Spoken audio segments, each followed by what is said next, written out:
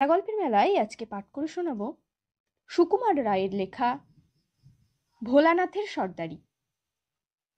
সকল বিষয়েই সর্দারি করিতে যাওয়া ভোলানাথের ভারী একটা বদভ্যাস। যেখানে তাহার কিছু বলিবার দরকার নাই সেখানে সে বিজ্ঞের মতো উপদেশ দিতে যায়। যে কাজের সে কিছু মাত্র বোঝে না সেই কাজেই সে চটপট হাত লাগাইতে ছাড়ে না। এই জন্য গুরুজনেরা তাহাকে বলেন জ্যাঠা, আর সমবয়সীরা বলে ফরফরিরাম। কিন্তু তাহাতে তাহার কোনো দুঃখ নাই, বিশেষ লজ্জাও নাই। সেদিন তাহার 3 ক্লাস উপরের বড় বড় ছেলেরা যখন নিজেদের পড়াশোনা লইয়া আলোচনা করিতেছিল, তখন ভোলানাথ মুরব্বীর মতো গম্ভীর হইয়া বলিল, ওয়েবস্টারের ডিকশনারি সব চাইতে ভালো। আমার বড় দাদা যে 2 ভলিউম ওয়েবস্টারের ডিকশনারি কিনেছেন, তার একখানা বই এতখানি বড় আর এমনই মোটা আর লাল চামড়া দিয়ে বাঁধানো। উঁচু ক্লাসের একজন ছাত্র আচ্ছা করিয়া তাহার কান মলিয়া বলিল, কিরকম লাল হে, তোমার এই কানের মতো? কিন্তু তবু ভোলানাথ এমন বেহায়া, সে তার পরদিনই সেই তাহাদেরই কাছে ফুটবল সম্বন্ধে কি যেন মতামত দিতে গিয়া এক চড় খাইয়া আসিল। বিশুদের একটা ইঁদুর ধরিবার কল ছিল।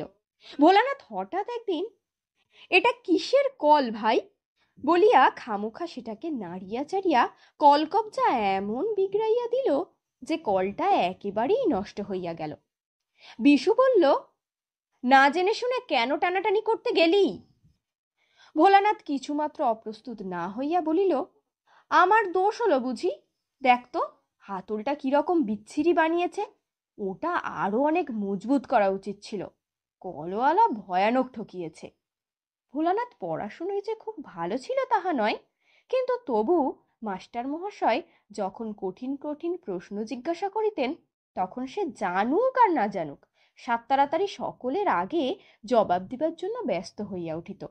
জবাবটা অনেক সময় এই পোকার মতো হইত। শুনিয়া মাস্টার মহাশয় ঠাট্টা করিতেন, ছেলেরা হাসিত, কিন্তু ভোলানাথের উৎসাহ তাতে কমিত না। সেই যেবারে স্কুলে বই চুরির হাঙ্গামা হয়, সেবারও সে একই রকম সর্দারি করিতে গিয়া খুব জব্দ হয়। হেডমাস্টার মহাশয় ক্রমাগত বই চুরির নালিশে বিরক্ত হইয়া একদিন প্রত্যেক ক্লাসে ক্লাসে গিয়া জিজ্ঞাসা করিলেন, কে চুরি করছে, তোমরা কেউ কিছু জানো? ভোলানাথের ক্লাসে এই প্রশ্ন করিবা মাত্র ভোলানাথ তড়াক করিয়া লাফাইয়া উঠিয়া বলিল, আগে আমার বোধ হয় হরিদাস চুরি করে। জবাব শুনিয়া আমরা সবাই অবাক হইয়া গেলাম। হেডমাস্টার মহাশয় বলিলেন, কি করে জানলে যে হরিদাস চুরি করে? ভোলানাথ অম্লান বদনে বলিল, জানি নে, কিন্তু আমার মনে হয়। মাস্টার মহাশয় ধমক দিয়া বলিলেন, জানো না তবে অমন কথা বললে কেন? ওরকম মনে করবার তোমার কি কারণ আছে? ভোলানাথ আবার বলিল, আমার মনে হচ্ছিল বোধহয় ও নেই, তাই তো বললাম, আর তো কিছু আমি বলিনি। মাস্টার মহাশয় গম্ভীর হইয়া বলিলেন, যাও হরিদাসের কাছে ক্ষমা চাও। তখনই ভোলানাথের কান ধরিয়া হরিদাসের কাছে ক্ষমা চাওয়ানো হইল। কিন্তু তবু কি তাহার চেতনা হয়? ভোলানাথ সাঁতার জানে না, কিন্তু তবু সে বাহাদুরি করিয়া হরিশের ভাইকে সাঁতার শিখাইতে গেল। রামবাবু হঠাৎ ঘাটে আসিয়া পড়েন, তাই রক্ষা। তা না হইলে দুজনকেই সেদিন ঘোষপুকুরে ডুবিয়া মরিতে হইত। কলিকাতায় মামার নিষেধ না শুনিয়া চলতি ট্রাম হইতে নামিয়া গিয়া ভোলানাথ কাদার উপর যে আছাড় খাইয়াছিল, 3 মাস পর্যন্ত তাহার আছাড়ের দাগ তাহার নাকের উপর ছিল। আর বেদরা শেয়াল ধরিবার জন্য যেবার ফাঁদ পাতিয়া রাখে, সেবার সেই ফাঁদ ঘাটিতে গিয়া ভোলানাথ কিরকম আটকা পড়িয়াছিল, সে কথা ভাবিলে আজও আমাদের হাসি পায়। কিন্তু সবচাইতে যেবার সে জব্দ হইয়াছিল, সেবারের কথা বলি শোনো। আমাদের স্কুলে আসিতে হইলে কলেজ বাড়ির পাশ দিয়ে আসিতে হয়। সেখানে একটা ঘর আছে, তাহাকে বলে ল্যাবরেটরি। সে ঘরে নানা রকম অদ্ভুত কলকারখানা থাকিত। ভোলানাথের সবটাতেই বাড়াবাড়ি।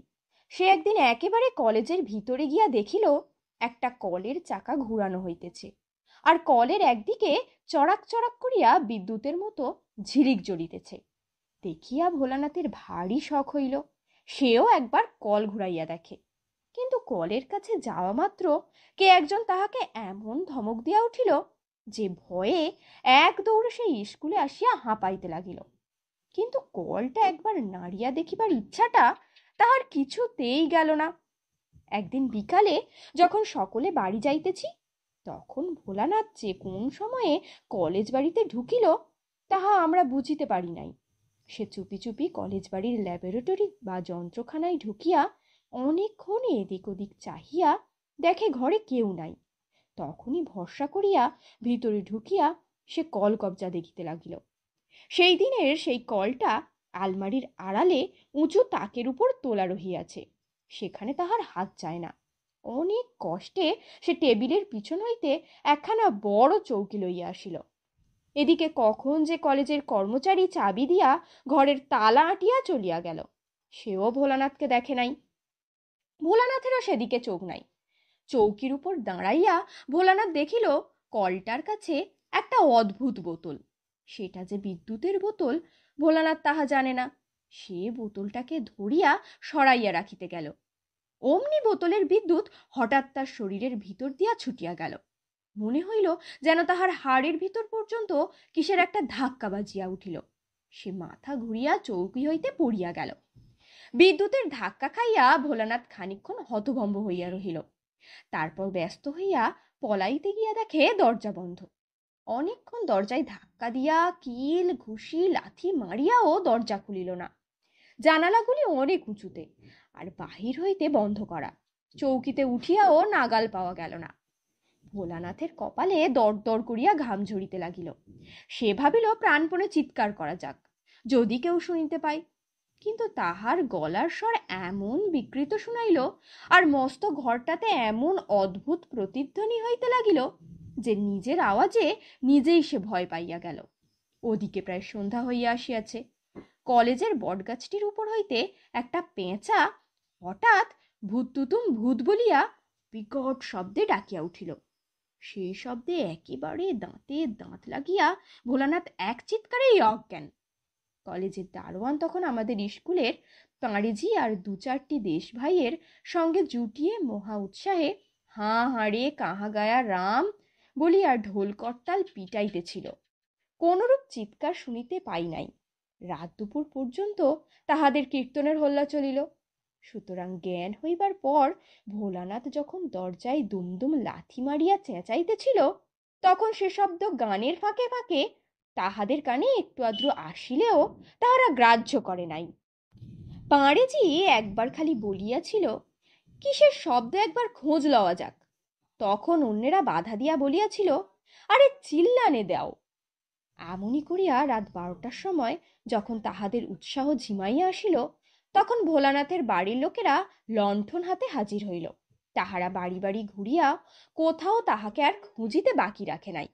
দারোয়ানদের জিজ্ঞাসা করায় তাহারা এক বাক্যে বলিল, স্কুল বাবুদের কাহাকেও তাহারা দেখে নাই। এমন সময় সেই দুমদুম শব্দ আর চিৎকার আবার শোনা গেল। তারপর ভোলানাথের সন্ধান পাইতে আর বেশি দেরি হইল না, কিন্তু তখনও উদ্ধার নাই। দরজা বন্ধ, চাবি গোপালবাবুর কাছে। গোপালবাবু বাসায় নাই, ভাইজির বিবাহে গিয়াছেন, সোমবার আসিবেন। তখন অগত্যা মই আনাইয়া জানালা খুলিয়া সার্সির কাঁচ ভাঙিয়া অনেক হাঙ্গামার পর ভয়ে মৃতপ্রায় ভোলানাথকে বাহির করা হইল। সে ওখানে কি করিতেছিল, কেন আসিয়াছিল, কেমন করিয়া আটকা পড়িল ইত্যাদি জিজ্ঞাসা করিবার জন্য তাহার বাবা প্রকাণ্ড এক চর তুলিতেছিলেন। কিন্তু ভোলানাথের ফ্যাকাশে মুখখানা দেখিবার পর সে চর আর তাহার গালে নামে নাই। নানাজনে জেরা করিয়া তাহার কাছে যে সমস্ত কথা আদায় করিয়াছেন, তাহা শুনিয়াই আমরা তাহার আটকা পড়িবার বর্ণনাটা দিলাম। সে কিন্তু আমাদের কাছে এত কথা কবুল করে নাই। আমাদের সে আরো উল্টো বুঝাইতে চাহিয়াছিল যে ইচ্ছা করিয়াই বাহাদুরির জন্যে কলেজ বাড়িতে রাত কাটাইবার চেষ্টায় ছিল। যখন সে দেখিল যে তাহার সে কথা কেহ বিশ্বাস করে না, বরং আসল কথাটা ক্রমেই ফাঁস হইয়া পড়িতেছে, তখন সে এমন মুশরাইয়া গেল যে অন্তত মাস তিনেকের জন্য তাহার সর্দারির অভ্যাসটা বেশ একটু দমিয়া পড়িয়াছিল।